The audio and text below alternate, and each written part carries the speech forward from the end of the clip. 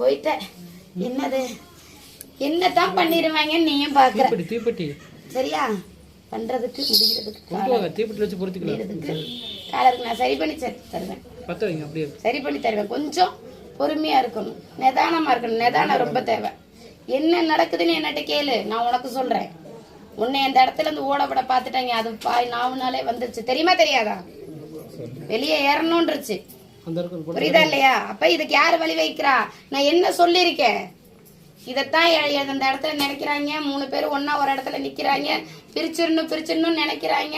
அதை நீங்களா உங்களுக்குள்ளார அதை எடுத்துக்கிறீங்கன்னு சொன்னா இல்லையா? எத்தனை நாளைக்கு அந்த இடத்துக்கிட்ட கால் வைக்க கூடாதுன்னு சொல்லியிருக்கேன். காரணம் இல்லாம நான் சொல்ல மாட்டேன். இப்ப அந்த இடத்துக்கிட்ட என்ன நடந்துச்சுன்னு தெரியுமா தெரியாதா? அந்த இடத்துக்கிட்ட நாங்க எல்லாம் இருக்கிறனால எந்த ஒரு இது இல்லை. இந்த இடத்துக்கிட்ட எத்தனையோ முறை தடுத்து கொடுத்துருக்கு.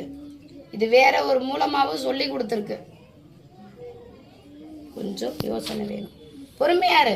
அப்படியெல்லாம் ஒதுக்கிட மாட்டேன். அப்படியெல்லாம் நான் ஒதுக்குறவன் கிடையாது.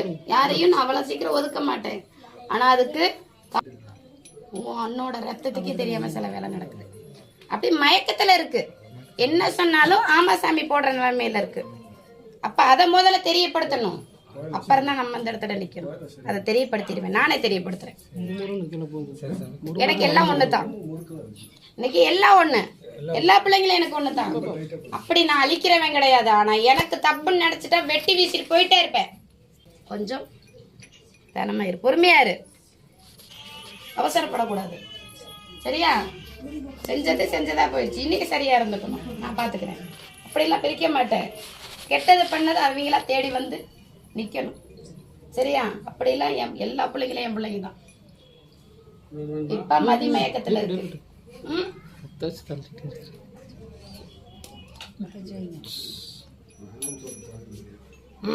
திரும்ப திரும்ப இங்க பாப்பாங்க.